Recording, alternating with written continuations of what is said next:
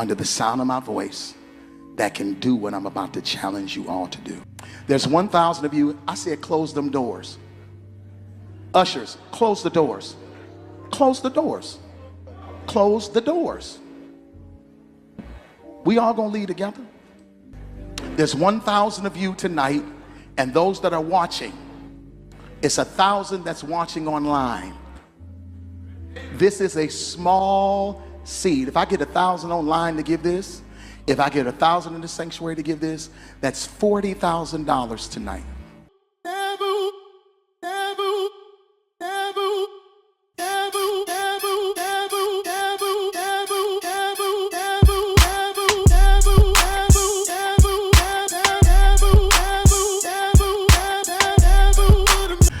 That's the narrative that has been shared, that I locked folks up in my church, that, you know, I made them give $40,000 and I wouldn't allow them to leave until they gave it to me. And to be honest with you, that is absolutely false. Yeah. Number one, that offering was taken last year. This was a service that happened last August. Number two, it didn't happen at my local church. It actually happened at a national organization's international meeting. People took issue with me saying shut the doors. Understand, I never said lock the doors. Yeah. I said shut the doors. Shutting doors mean that people still have the ability to go in and out. They've taken issue with my tone, and I can honestly say, you know, looking at the video, maybe I was a little more assertive than I should have been.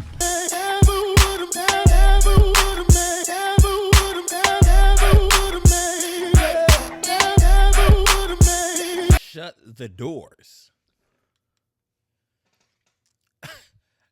Close the doors. Wow. Sloppy. Dusty. I am shocked, appalled, and disgusted with you, Mr. Sap. Mr. Never Could Have Made It. What? Listen, talk about some, oh, you know, I didn't say lock the doors. I said shut the doors. Bullshit! Bullshit! Excuse me, bro. Bullshit! Shut the doors, close the doors, lock the doors, cover the doors. It's all the same, sir. You can't try to jizz it up. You can't try to sugarcoat. Close the doors. You said it like close the doors. You said it like we was one of your kids or something like that. Shut up! What the hell are you talking about? Close the doors. You better close them doors. What? This is why the church gets such a frowned upon stigmatism when it comes down to everything, including especially finances, when it's offering time. Because you got pastor, and this, listen, Marvin Sapp is not the only pastor that does this. Nope. Trust me. He's just the only person that's on a level that, again, I don't want to say caught, but he's just literally in the limelight. But when I tell you, G, there are so many pastors that do this. All this, what y'all be doing, it's not even biblical. Nope. It's not even biblical. The Bible doesn't speak of you forming $100 line. Nope. The Bible doesn't speak of, oh, we need to reach a building fund goal. The Bible doesn't even, y'all don't even understand where tithes and offering come from the Old Testament all the way to the New. Real talk. First of all, I'm so sick of these churches so focused on the money, tithes and offering, and, shut the doors and close the doors. And it's crazy because honestly, we are living in the New Testament. And in the New Testament, like, the laws have changed, and pastors don't like to preach on this because they want their money. It's crazy. Like, even with the 10%, everybody, all churches say, hey, what you got to do? You got to give your 10%. And it's crazy because 10%, that's nowhere in the New Testament. Nope. If you know your Bible, you'll understand that where the 10% came from. What you talking about? What you talking about? What you talking about, Willis? See, the 10% came from when Abraham, he was his nephew Lot was captured by the 4 kings, and he went off to fight a war. And when he came back, he won and gave the spoils. He gave 10% to King Melchizedek. So, but he only did that out of good faith and as a sign of worship. He was never commanded to give 10%. God never commanded him to give 10%. He just did it out of good faith. And preachers have taken that one story and have literally said that is the standard for tithes. God damn it! I'm gonna get in trouble. I'm gonna get in trouble for this one, for real. Even the whole concept of tithes and offering is all off for today. Like, it's all off. Because first of all, tithes and offering was not money. Of course, it was not money. It was like seeds and fruits and grain and cattle and you know, because they didn't have money back in the day. You know what I'm saying? They didn't have money. They had literally like cattle and fruits and vegetables. So you would give to the church, to the storehouse. Malachi. That's why it says, bring ye your tithes into the storehouse. Because the storehouse was the church. And people used to come to the church to feed the village. So you would literally bring your tithes for God to the storehouse. And the storehouse was the place where, like, the less fortunate people can come and they can eat. They can feed off of that. When the last time your church stuff was brought into your church as a storehouse, and the community can come in and get clothes, it can get shoes, it can get whatever the case might be. Churches don't even do that at all. Nope. My church does. My church gives back all the time. Shout out to Pastor Brown ABC. A lot of churches don't give back. They collect that money and build bigger and bigger churches, and their pockets get fatter and fatter. Yep. I'm gonna break this whole thing down for y'all, because tithes and offering, preachers don't preach on this. Did you know that tithing was year by year? It wasn't once a month. It wasn't every week, every Sunday, gotta get your tithes. It was year by year. And did you know that tithes was for Jews only? Tithes was for the priests. It was for the priests who were Levites, aka Jews. And did you know that on the 3rd year, because remember back in the day, they used to tithe year by year.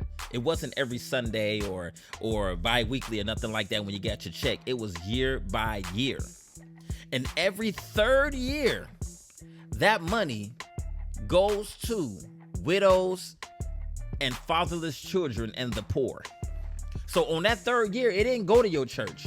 It went to poor people, fatherless children, and widows. If y'all trying to go by the Old Testament and say 10%, 10%, 10%, then you got to go all the way from the Old Testament. Yep. We're not in the Old Testament though. We're in the New. But these preachers are preaching from the Old Testament, talking about 10%, 10%, 10%. So if that's the case, y'all we supposed to give once a year. And on the 3rd year, we supposed to give to the poor and the less fortunate. It ain't supposed to go to the church. Now, back in the day, once again, now you had some, now I'm giving y'all the history, real talk. Did you know that back in the day, now let's say you didn't want to give up grain or cattle or fruits and vegetables. Let's just say you had money. You didn't want to give up your grain. So you can redeem it. You know what it means to redeem, right? It means to cash in. So you can actually, it's like a casino or something like that. So if you choose not to give up your grain and your cattle and your basically all your goods, and you just wanted to pay money, did you know that you're supposed to add up, like say how much grain you got and change it to currency? So say you had a couple of pounds of grain and it equaled like $5. You know what I'm saying, worth of grain that you had. You're supposed to add that up and add an additional tax, a 5th, which is 20% to what you got. Wow. So if you were going to pay money, if you were going to redeem your goods and say, you know what, I don't want to give up my grains, I'm gonna just pay cash, pastor. I'm gonna just pay cash and take it to the church. You were supposed to add an additional 20% to that, which equals your tithe being 30% instead of 10%. What do you think of that, fellow 90s star Joey Lawrence? Whoa! There it is. Yeah, that's the thing I wanted. You didn't know that, did you? That was back in the day. You're supposed to add 20% to the 10% and give your money. And he gave that law twice in Deuteronomy. He gave it twice. This is facts. This is all facts. Look this up. It's Bible. And guess what? If you was a priest and you sinned, you also had to give an additional 20%. You had to come, pray for forgiveness, give your sacrificial offering, and also add 20% for being in sin.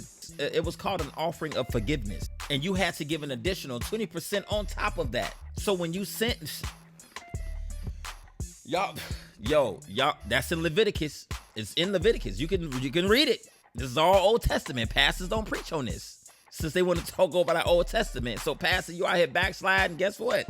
You're supposed to give your tithes and add 20% for the mistake that you made. While you're around here cussing and doing all type of stuff, fornicating, whatever the case might. I ain't even gonna say that, but I'm just saying, pastors, y'all supposed to get 30% when you mess up. True. According to the Old Testament, that is, not the New Testament, because we in the state of grace right now. But according to the Old Testament, you're supposed to get that 30. And every pastor loves to say this Malachi. Will a man rob God? Yet he has robbed me. For with has he robbed me in tithes and offering. Every pastor wants to scare. My father used to say this verse at our church all the time. Scare the people into giving. Will a man rob God? Yet he has robbed me. The crazy part is so many pastors take that out of context that it's ridiculous. That wasn't even for us. Did you know that verse wasn't even for us? That was talking to Israel under the law of the Old Testament. People were stealing from the church. That's why he said, dang, you gonna rob me? You gonna rob the church? You robbing God. Tithing is something that you've earned, you've grown. He gave 10% of something that he won. It's a difference between when you win something and when you earn something. So even in that context of Abraham, that's not the same context. You don't win when you go to work. You don't win money when you go to work. You work for it. You earn it. You put in work, you put in hours, and then you earn your pay. So even if you try to use that, the winnings and earning is two different things. It's not the same. There's a difference. Jacob did the same thing. He gave 10%. But he said, if God blesses me, I will give. He made a deal. That's in Genesis 28. He made a deal. He said, if you bless me, then, only then will I give. And we all know God don't work like that. But back in the Old Testament, it was like that. You had to give in order to receive. You had to give up something in order for God to bless you with forgiveness. We're in the New Testament. That's the law. The law is cursed. The law is, if you living under the law, the Old Testament, you are living a cursed life. Yes, sir. This nigga spitting. Damn, nigga. Guess what? The Bible even says that. Real talk. In Romans, it says it. Christ is the end of the law to all who believe. The law is a curse. So that's what the Bible says. It ain't what I said. So we know what not to do. 10% is Old Testament. So what did Jesus say about the New Testament? What did he say about giving? What did he say how much we're supposed to give? Well, does he say anything? Actually, he does say exactly what we're supposed to give. No, he says, this is what he says. He says literally in Luke 6:38, something like that. He said, give and it shall be given unto you. Good measure, pressed down and shaking together and running over, shall men give into your bosom. For with the same measure that ye met, withal it shall be measured to you again. Basically, what he is saying is, If you give a lot, you'll receive a lot. If you give little, you'll get little. Yep. He didn't say 10%. He didn't say 20. He didn't say 30. He said, whatever you want to give, you can give. Because we all know Jesus is about the heart. And whatever's in your heart that you want to give, that's exactly what he said. Verbatim. Yep. So don't let these pastors get up here talking about some 10%. That is false. Yep. 10%, no. Paul, and y'all talk about the New Testament, okay, Paul never tells us to give 10%. Paul literally says, sow bountifully or sparingly. He says that in Corinthians, chapter 9, verses 6 and 7. He said, give not grudgingly, nor of the necessity, meaning that it's being required or indispensable. That's what it means. You don't give with a requirement, like how churches doing 10%, 10%, 20%. I need $100 line. I need a $40 line. You're not supposed to give like that. And guess what? The Bible speaks against people. Listen, these pastors that be forming these lines, I need a $100 line. I need a $40 line. I need a $30 line. Like the Bible even speaks against calling out how much you're supposed to give. Did you know that? Oh my God. Real talk.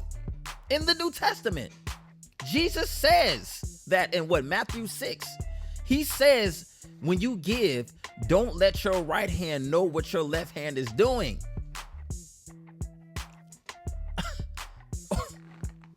So nobody's supposed to know what you're giving. You're not supposed to broadcast, I gave $100. I gave $20. I gave $30. You're not supposed to do that, because you make those who can't achieve what you can achieve, you make those people feel guilty. You shun them in a way. You know what I'm saying? Like, you're not supposed to feel bad about giving or bad about you can't give, because it's very shameful. That's why Jesus said it. He said it, not me. You know what? It's like real talk. Like, dang, I wish I can give. And then you start to feel bad. You start to feel like I'm not good enough. You start to feel shameful. That's why you're not supposed to form these $100 lines, $200 lines, $50 line, $30. I don't care. You're not supposed to even do that in church. That is all religious practice. It's not biblical. All this stuff that y'all doing and collecting all these 10% and building fun, that's all religion. It's not even relationship. Y'all pastors need to stop doing this, because it's unbiblical. If you read, but nobody wants to read. Everybody, you know what I'm saying? It's all about the money. But you can get the money, but it's the way that you get it. And this is not the way you collect tithes and offering. True. That's why they say God loves a cheerful giver. He loves a cheerful giver. If you give with an attitude, because it's, you know what I'm saying, you're not going to get blessed. The reason why God makes an emphasis on the heart and being cheerful is because he knows how it feels to pay a bill. Think about this. When you pay your bills, are you happy to pay your bills? I ain't saying like I'm grateful to be able to pay my bills. We're not talking about that satisfaction after you done paid your bills. We're talking about you literally taking your hard-earned money and paying your rent. We're talking like, dang, I got, and some people, they don't have a choice. They like, either I pay this bill or my light's gonna get cut off. Like, that's not a good feeling. It's not a good feeling to have to pay a bill. Jesus never talked about the amount of money. He said what's in your heart. He said give to, and much will be given back. That was his whole MO. It was, Jesus came to literally talk about the heart. That's all he did. And in today's market, where should the tithes go? Okay, so we don't have a storehouse. We should, but we don't. But I think in 1 Corinthians, it says the tithe should go to the preacher. So yes, the preacher should get paid. I know a lot of Christians don't like that, or a lot of people don't like that. Yes, the preacher should get paid. He definitely should get paid. And you're supposed to give as God prospers you. That's in Corinthians 2. And 1 Peter teaches us that it's not by constraint. You don't give by constraint. You give cheerfully. real talk, like this whole concept of tithes and offering, you know what I'm saying, the money and stuff like that, like it's all religious based. It's not relationship. You know what I'm saying? If you really break it down, tithes and offering is I don't want to say it's optional. You know what I'm saying? I don't want to put that optional thing on there. It's not optional, but it is a requirement, but it should not be a tax. If you feel me, it should not be a tax. And that's what the church has made it. It's a tax. And that's why people, you know what I'm saying, feel guilty when they give. That's why people don't give cheerfully. That's why you got him up there talking about something. It costs to be up here. Nigga, ain't nobody asked you to go up there. Ain't nobody asked you to do anything. You just self-proclaimed bishops and listen, I don't even want to get started. You know what I'm saying? I'm going to stick to the tithes and the money right now because I don't even want to go into no other, not this episode that is, but real talk. Like, people need to understand the true nature of tithes and offering. People need to know where it came from. People need to know what they need to give and stop being ignorant to what these preachers are saying. I'm going to say this, and I'm going to put this on record, and y'all can come attack me all y'all want. That's fine. I'm here for the smoke. But if any pastors keep preaching 10%, you know what I'm saying, just know that it is false. Now, are you supposed to give something? Yes. The thing about this is 10%, like, I would want to give more than 10% because I would want to reap bountifully. So if I can give 10%, if that's all I got, you know what I'm saying, then okay, fine. But if I can give more, if I can give 20%, 30%, 50%, knowing that I'm going to get blessed even more back, then that should be what preachers are preaching. It shouldn't be about the amount of money. It shouldn't be about a certain percentage. It should be what's in your heart. Has God blessed you? Are you looking for more blessings? You know what I'm saying? And your blessing ain't necessarily going to come in the sum of money.